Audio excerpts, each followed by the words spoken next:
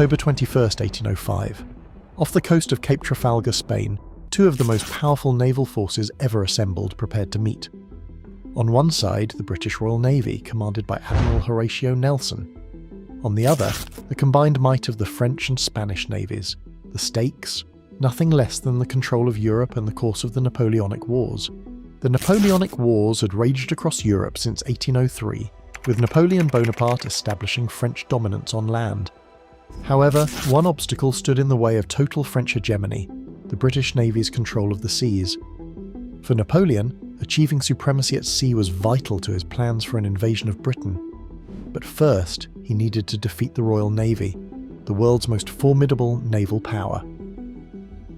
This led to the events that would culminate in one of the most decisive naval battles in history, the Battle of Trafalgar. In the summer of 1805, Napoleon's plan was clear.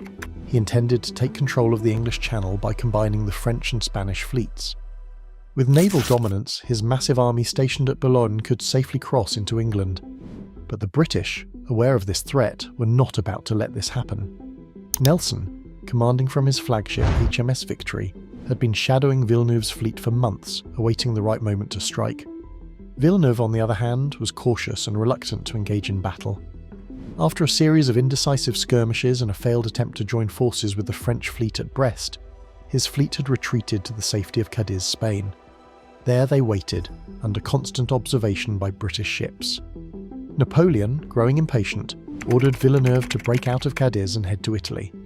However, Villeneuve's hesitance and fear of Nelson's fleet led to a crucial delay.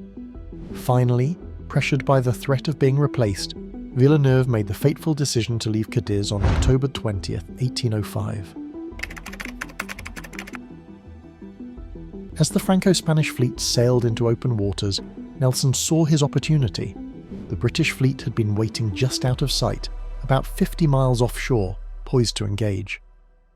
Nelson had 27 ships of the line under his command, compared to Villeneuve's 33, but the quality of British training and discipline was far superior.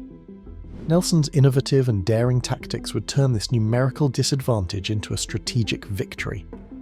Unlike traditional naval tactics, which called for parallel lines of ships exchanging broadsides, Nelson planned to split his fleet into two columns and charge directly at the enemy, breaking their formation. This would create chaos among the Franco-Spanish fleet, isolating individual ships and forcing them into ship-to-ship combat, where the better-trained British crews could excel. By the early hours of October 21st, both fleets were preparing for battle. As the sun rose, Nelson's ships approached Villeneuve's line in two columns. Leading the northern column aboard HMS Victory, Nelson was determined to strike at the heart of the enemy fleet. Meanwhile, Vice Admiral Cuthbert Collingwood led the southern column aboard HMS Royal Sovereign, aiming to cut through the rear of the Franco-Spanish fleet. At 11:45 a.m., as the British fleet closed in, Nelson issued his now famous signal to his ships: "England expects that every man will do his duty."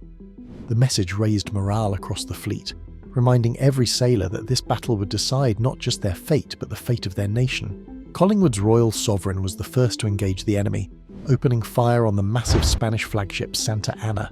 The fight was brutal. As Collingwood's ship broke through the Franco-Spanish line, it came under heavy fire from several ships, but Royal Sovereign held its ground, dealing devastating blows to its opponents. Further north, Nelson's Victory was slowly approaching the enemy line, exposed to heavy fire for nearly an hour before it could return fire. Nelson's plan was working, but it came at a cost. Victory was severely damaged, taking fire from multiple ships, including the French flagship Bucentaure and the 74-gun Redoutable. At around 1:15 p.m, as Victory closed in on Redoutable, a musket shot fired from the French ship's rigging struck Nelson in the shoulder. The bullet passed through his body, lodging in his spine. Knowing the wound was fatal, Nelson was carried below decks, but he refused to leave command of the battle. His officers and crew were left to continue the fight under his strategic direction.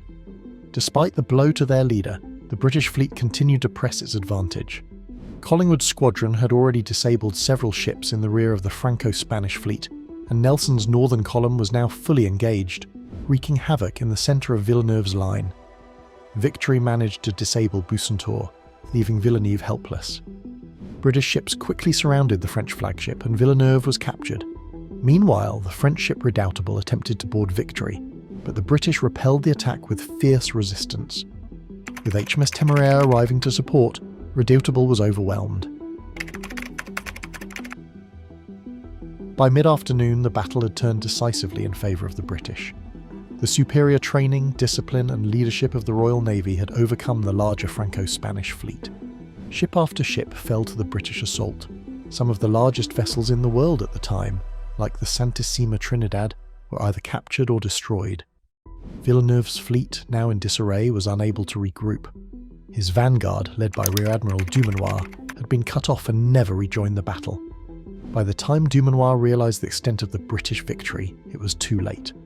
The remnants of the Franco-Spanish fleet began to retreat, leaving 22 ships of the line either sunk, captured, or rendered inoperable.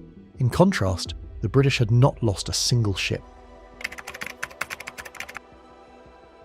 As the sun set on October 21st, Nelson, knowing his fleet had won a decisive victory, succumbed to his wounds. His final words, spoken to Captain Hardy, were, "Thank God I have done my duty." The news of Nelson's death sent shockwaves through Britain, but it was tempered by the knowledge that his victory at Trafalgar had secured British naval dominance for decades to come.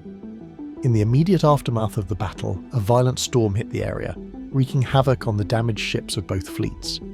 Some of the captured Franco-Spanish ships sank or were wrecked, while others were retaken by their crews in the chaos.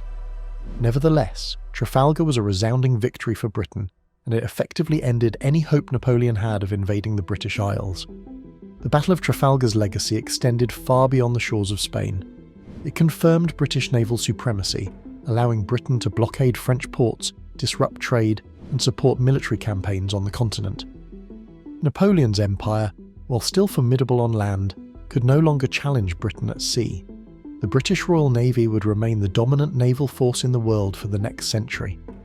Nelson became a national hero, immortalised in monuments, statues and art.